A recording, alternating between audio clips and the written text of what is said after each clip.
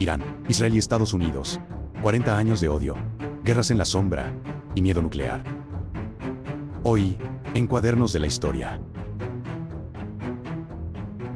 Vamos a meternos de lleno en una de las enemistades más complejas y desde luego más explosivas del planeta, la que forma el triángulo entre Irán, Israel y Estados Unidos.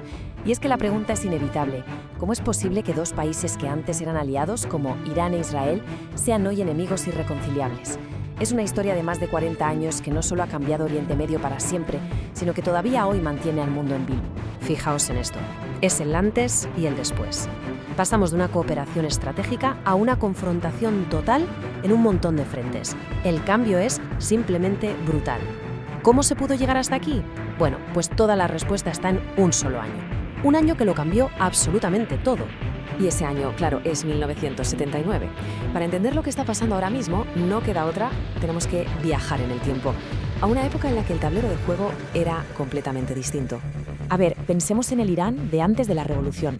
Bajo el régimen del Shah, era un pilar clave para Estados Unidos en plena Guerra Fría. Le compraba muchísimo armamento a Occidente, actuaba como un muro de contención contra la Unión Soviética y, ojo, aunque lo hiciera de forma discreta, mantenía relaciones bastante funcionales con Israel. Para Washington, el Shah era su hombre, la garantía de estabilidad en una región vital. Pero claro, en 1979 ese pilar se derrumbó, el descontento de la gente explotó y la revolución, sencillamente, arrasó con el antiguo régimen. El Shah tiene que huir, el ayatolá Jomeini regresa por todo lo alto, se funda la República Islámica, vamos, un giro de 180 grados. Y hubo un suceso, uno en concreto, que selló esa nueva enemistad para siempre. 444 días. Ni más, ni menos. Ese es el tiempo que duró la crisis de los rehenes en la Embajada de Estados Unidos en Teherán. Para Irán fue un acto de justicia revolucionaria. Para Estados Unidos, una humillación nacional tremenda. Y este evento no solo rompió las relaciones diplomáticas, grabó a fuego una desconfianza mutua que a día de hoy sigue aquí. Vale. Con el nuevo régimen ya consolidado, su objetivo era claro: proyectar su ideología. Pero se metieron en una guerra brutal de 8 años con el Irak de Saddam Hussein, que por aquel entonces contaba con el apoyo de Occidente. Y ahí, en Teherán, se dieron cuenta de algo. No podían enfrentarse a sus enemigos cara a cara, necesitaban otra estrategia. Y esto nos lleva a un concepto que es absolutamente claro. La guerra por delegación, o proxy war, como se dice en inglés, se convirtió en su principal herramienta.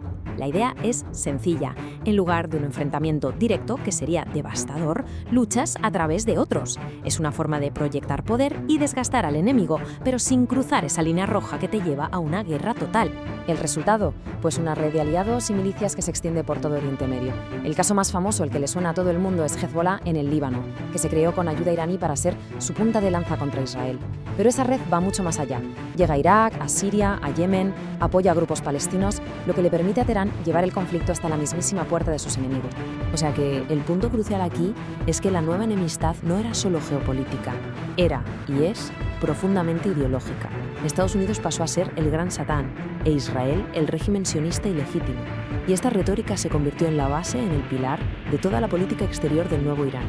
Y con todo este panorama de fondo, entramos en el capítulo seguramente más peligroso de toda esta historia: el programa nuclear iraní. Esta es la pregunta del millón, evidentemente. Y la respuesta depende totalmente de a quién se la hagas, porque las perspectivas son, bueno, radicalmente opuestas. Y aquí está el gran punto muerto. Desde el punto de vista de Teherán, es su derecho a tener energía civil y además una forma de disuadir a posibles enemigos. Pero claro, desde el punto de vista de Israel y Estados Unidos, eso mismo se ve como una amenaza existencial, como un riesgo de que más países tengan armas nucleares y, en resumen, como la receta perfecta para desestabilizar toda la región. Son dos realidades que simplemente son incompatibles. Entonces, si una guerra abierta es demasiado arriesgada y la diplomacia no funciona por la desconfianza, ¿qué opción queda? Pues llevar el conflicto a la clandestinidad. Así que empezó una guerra no declarada, una guerra en la sombra. El primer frente de esta guerra secreta fue el sabotaje. De repente había explosiones misteriosas, fallos eléctricos muy raros y otros incidentes en instalaciones nucleares de Irán.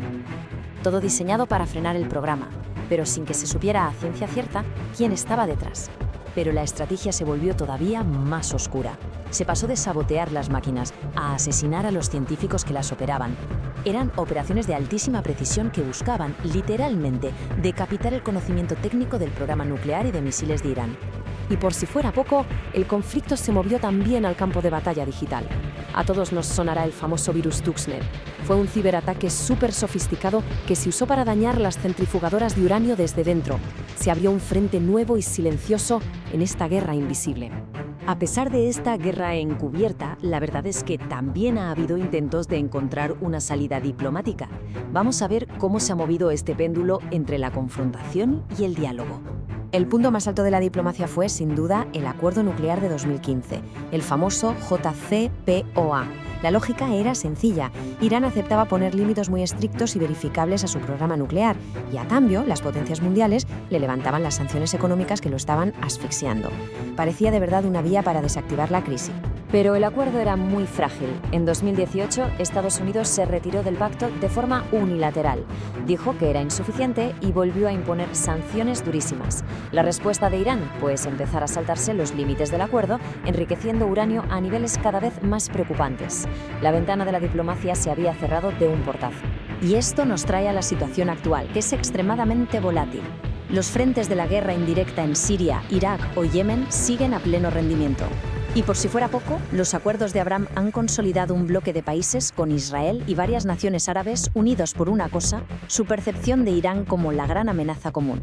Al final, lo que hay que entender es que esta enemistad no es un conflicto aislado, ni mucho menos. Es el eje que organiza casi todas las alianzas, las tensiones y las guerras en la región. Define quién está con quién y, sobre todo, por qué. Y así, después de más de 40 años, llegamos a la pregunta final. El ciclo de desconfianza y hostilidad parece irrompible. La diplomacia ha fallado y la guerra en la sombra continúa. La gran incógnita es si este equilibrio tan peligroso se mantendrá o si finalmente la escalada nos llevará a una confrontación directa que nadie dice querer, pero que hasta ahora nadie ha sabido cómo evitar.